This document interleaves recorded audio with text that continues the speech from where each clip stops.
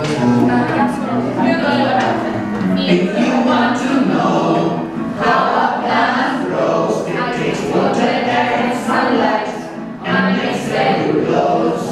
Every plant can do this fundamental process, and we can call this photosynthesis.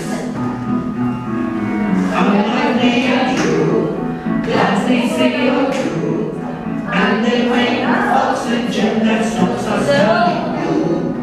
Every plant can do this fundamental process, and we can call this photosynthesis. It's a miracle how the chlorophyll captures sunlight and the leaves of the plants and the trees. But plants of any size can do it if it tries. We don't bring so we can photosynthesize.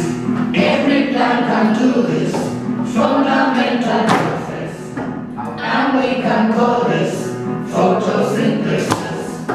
It's amazing.